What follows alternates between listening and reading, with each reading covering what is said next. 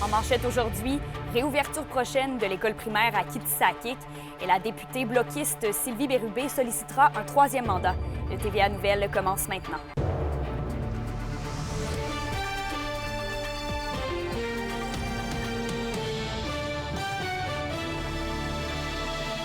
Bonjour à tous, bienvenue au TVA Nouvelles. On commence le bulletin dans la communauté de Kitsakik. Après avoir connu un temps tumultueux, l'école primaire Miki Zizek va réouvrir lundi prochain, selon ce que nous confirme le conseil de bande.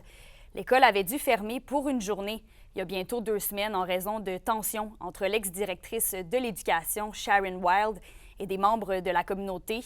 Un plan de stabilisation des services éducatifs a été présenté au personnel de l'école. Sharon Wild a démissionné récemment en raison de difficultés à répondre à ses responsabilités en raison du climat et le poste est d'ailleurs toujours à pourvoir. On poursuit en politique. La députée d'Abitibi-Baie-James, Nunavik-Iyou, Sylvie Bérubé, confirme qu'elle va solliciter un nouveau mandat lors des prochaines élections fédérales. L'élu en a fait l'annonce alors que son parti, le Bloc québécois, a confirmé hier qu'il voterait pour faire tomber le gouvernement minoritaire de Justin Trudeau dès que l'occasion va se présenter. Sylvie Bérubé dit vouloir poursuivre son travail de défendre les intérêts de sa circonscription et considère avoir fait avancer plusieurs dossiers, notamment pour ce qui est du financement fédéral en lien avec l'amélioration de l'aéroport régional de Val-d'Or. La question du jour TVA, une présentation de Mobilier Bélan qui vous offre depuis plus de 50 ans un service de qualité et un grand choix de matelas mobilier électro au prix compétitif que vous recherchez.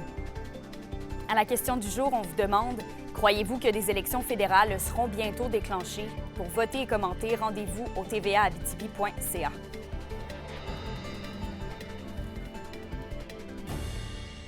On continue avec le Conseil régional de développement de l'Abitibi-Témiscamingue qui veut penser à la région de demain. Il lance donc dès novembre une tournée de toutes les MRC pour offrir la possibilité aux citoyens et aux acteurs du milieu de penser à l'avenir du territoire. Les consultations vont donc débuter le 7 novembre à Val-d'Or et vont se terminer le 27 novembre à Rouyn-Noranda. Et ce sera sous le thème « Rêvons notre région ».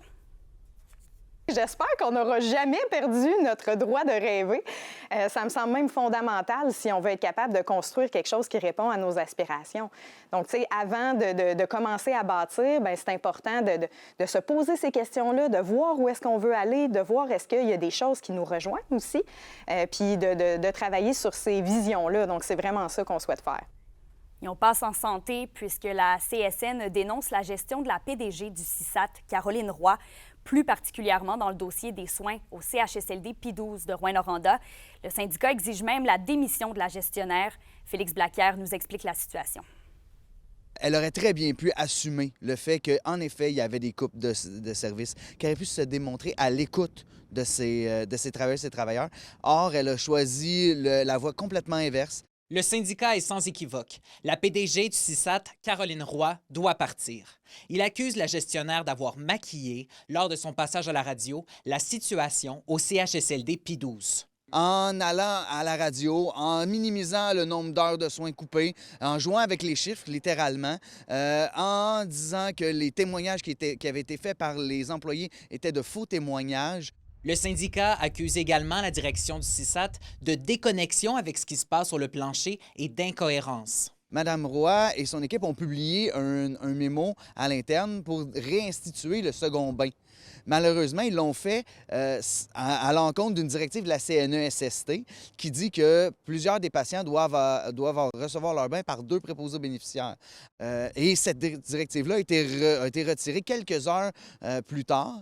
Un sondage répondu par les employés de P12 dresse un portrait alarmant sur le bien-être du personnel, notamment où 92 % des employés affirment que leur travail a des conséquences sur leur santé mentale et physique ou leur vie personnelle. Les résidentes et les résidents ainsi que leurs familles, les personnes qui leur sont le plus chères, ce sont les préposés aux bénéficiaires. Ces personnes-là, elles sont au quotidien avec les usagers. Il faut en prendre soin, mais malheureusement, l'organisation du CISAT actuellement ne le fait pas. Les observations du syndicat se sont concentrées seulement à P12 pour le moment, mais il garde l'œil ouvert sur les autres établissements du CISAT. Félix Blaquière pour RNC Nouvelles. Et justement, dans une déclaration écrite, le CIS de l'Abitibi-Témiscamingue mentionne être surpris des récents positionnements publics du syndicat. D'une part, parce que l'organisation est en communication assidue avec les partenaires syndicaux depuis le mois de mai et que lors de la rencontre de ce mardi avec Mme Roy et des représentants du CISAT, le syndicat n'a pas voulu parler du CHSLD de Rouyn-Noranda. L'organisation affirme vouloir continuer à dialoguer avec le syndicat et arriver à une compréhension commune de la situation. Autre sujet maintenant, le Carrefour de la Vallée de l'Or, qui offre des services aux jeunes et aux immigrants, inaugurait hier ses nouveaux locaux. Notre journaliste Alexis Dumont les a visités, en plus de discuter des enjeux et des services offerts.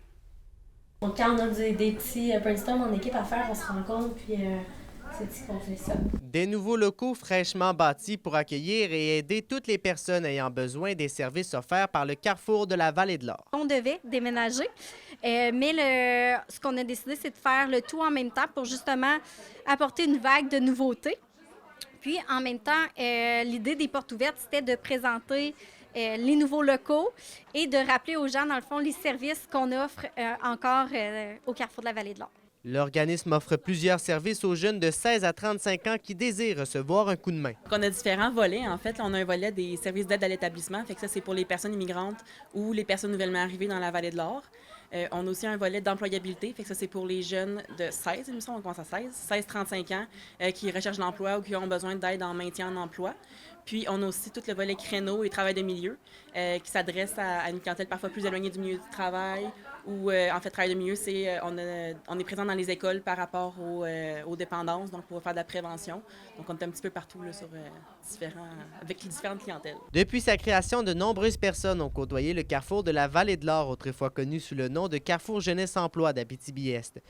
L'une des agentes de l'organisme mentionne l'importance que le Carrefour peut avoir dans le but d'aider plusieurs individus à s'enligner. On sait que le solde migratoire de la Abitibi-Témiscamingue et de la Vallée d'Or est négatif.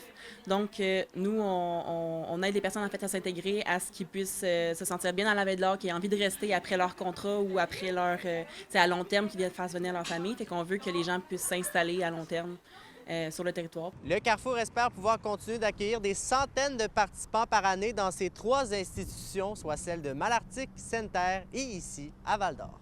Alexis Dumont, RNC Nouvelles, Val-d'Or. On va maintenant parler de violence, elle qui peut prendre plusieurs formes. Mais qu'est-ce qu'il faut faire quand le danger provient de nos amis ou même de notre famille? Voici la réponse du Réseau d'action pour l'égalité des femmes immigrées et racisées du Québec. De quoi qu'on parle lorsqu'on parle de violence justifiée au nom de l'honneur et c'est quoi l'importance de l'enjeu dans le contexte actuel?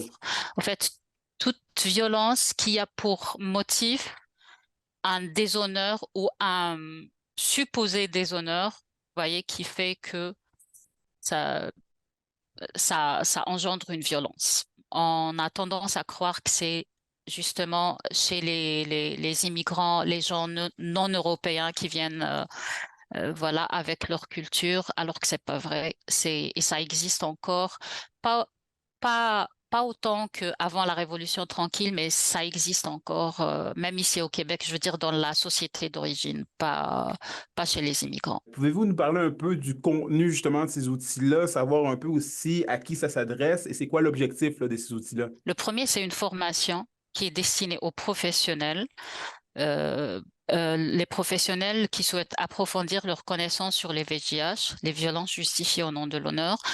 Ça offrira des outils pratiques, des informations cruciales pour mieux comprendre et intervenir. Et le deuxième outil, c'est un atelier.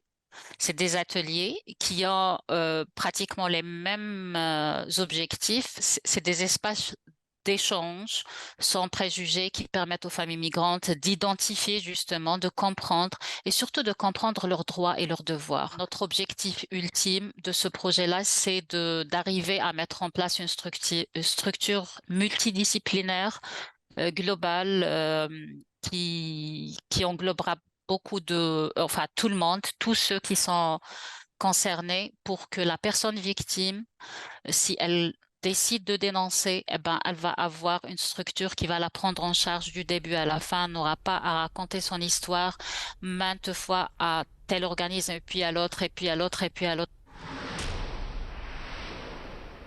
C'est aujourd'hui que débute le Festival de musique trad à Val-d'Or. Dès 19h30, le projet de musique Bluegrass abitibien All in the Bin offrira une performance à la microbrasserie Le Prospecteur. Et toujours au même endroit, des chansons à répondre vont suivre à 21h30. Demain jeudi, un 5 à 7 d'ouverture aura lieu à la polyvalente Le Carrefour avec la prestation de l'auteur-compositeur-interprète Inou Shawit. Les Huskies de Rouyn-Noranda amorcent aujourd'hui le premier de 3 matchs dans les Maritimes. La troupe de Steve Hartley fait un arrêt au Cap-Breton ce soir pour affronter les Eagles.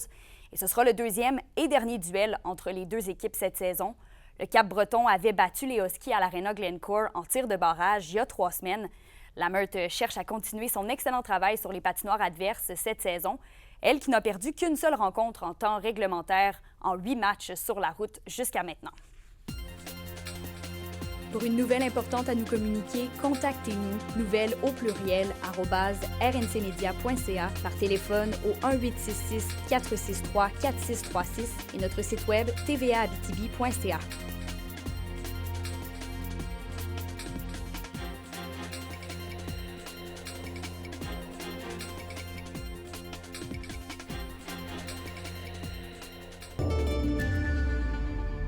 À la météo aujourd'hui, c'est assez surprenant, mais les températures sont beaucoup plus hautes qu'à la normale. Sur tout le territoire, il va faire autour des 19 degrés quand même. À prévoir par contre, tant en Abitibi qu'au Témiscamingue, il y aura beaucoup de vent et ce sera généralement nuageux. Risque d'un orage violent cet après-midi pour l'Abitibi. Et pour ce soir et cette nuit, ce sera de la pluie partout en région. Un 10 à 15 mm pour l'Abitibi et de 5 mm pour le Témiscamingue. Minimum de 3 en Abitibi et de 5 degrés au Témiscamingue. En terminant, le Cégep de l'Abitibi-Témiscamingue a présenté ce matin le vernissage de 2 œuvres sonores pour promouvoir la culture autochtone. Elles sont disponibles au campus de Val-d'Or, Rouyn-Noranda et Amos. Donc là-dessus, je vous souhaite une belle journée. On se retrouve plus tard.